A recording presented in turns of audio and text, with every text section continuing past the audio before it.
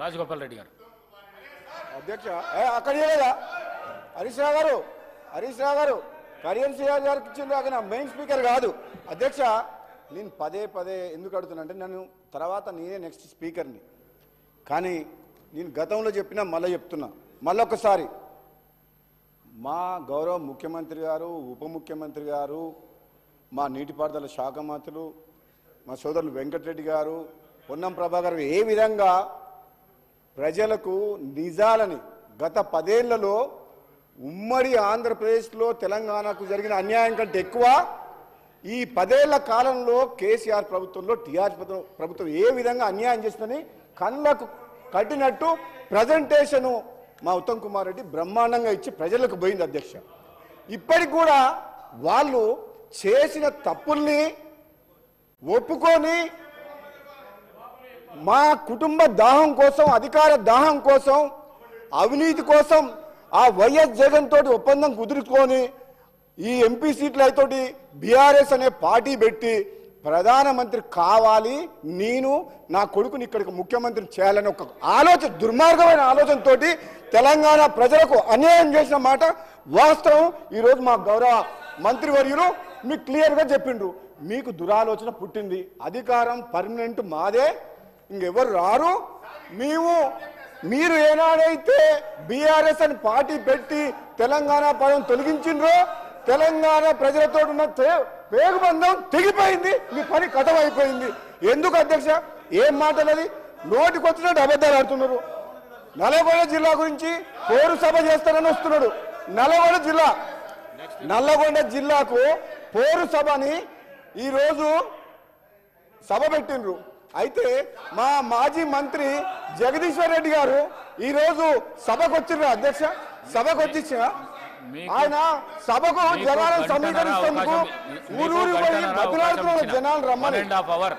అరే నల్లగొండ జిల్లా ప్రజలు చంప చెల్లుమనేటట్టు మీకు సమాధానం చెప్పిండు. ఏమని చెప్పిండు? 11 అసెంబ్లీ స్థానాలను కాంగ్రెస్ పార్టీ అభ్యర్థులను గెలిపించి 12వ స్థానం కూడా సూర్యాపేట కూడా నైతిక విజయం మాదే.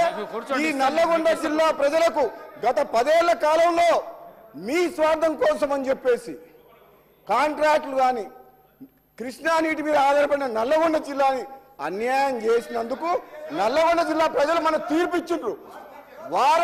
వారందరూ బాధతో సమయంలో కాంగ్రెస్ పార్టీ ప్రభుత్వం వచ్చిన తర్వాత ఈరోజు తెలంగాణకు అన్యాయం ఏ విధంగా చేసిందని చెప్పి అన్ని ప్రజలకు చెప్తుంటే జీర్ణించుకోలేక ఈ హరీష్ రావు గారు, అధ్యక్ష ఇంకొక మాట చెప్తా హరీష్ రావు గారి గురించి మళ్ళీ చెప్తా, మొన్న సభలో కూడా చెప్పిన మళ్ళీ చెప్తున్నా, ఈయనకు మేనమామ సాలు వచ్చింది అంటే కేసీఆర్ గారికి జుట్లకెళ్ళి వెళ్ళిండు, అబద్ధాలు అడుట్లా జుట్లకెళ్ళి వెళ్ళిండు, మామని మించిన అల్లుడు నిజాల్ని అబద్ధాలు చేస్తుట్లా ప్రతి మాట అబద్ధమే. అధ్యక్ష 10 ఏళ్ల పాటు ప్రాజెక్టుల పేరు మీద, రీడిజైన్ పేరు మీద కాంట్రాక్టులు వాళ్ళు ఇష్టం వచ్చి లక్షల కోట్ల అప్పులు చేసిన చరిత్ర వాళ్ళది.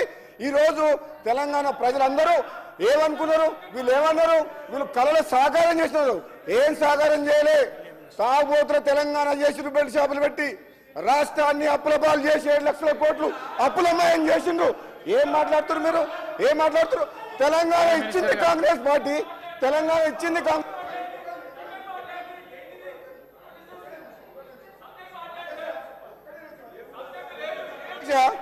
తెలంగాణ కోసం కొట్లాడింది ఎవరు అధ్యక్ష? తెలంగాణ మీ పార్లమెంట్ సభ్యులం, నేను పొన్నం ప్రభాకర్ గారు మేము పార్లమెంట్ సభ్యులం కొట్లాడి పార్లమెంట్లో బిల్లు పాస్ చేసి తెలంగాణ తీసుకొచ్చినాం. ఈయన తెలంగాణ చావు నోట్ల తలకా పెట్టినా అంటాడు. 100 మంది 1000 మంది చనిపోయింది, కానీ కేసీఆర్ కుటుంబంలో ఎవరికైనా కాలికి దెబ్బనే రాకిందా, ఇట్లా గీత పడ్డదా? కానీ అమాయకులను పొట్టలు పెట్టుకున్న చరిత్ర వీళ్ళది, అమాయకులను పొట్టలు పెట్టుకున్న చరిత్ర వీళ్ళది.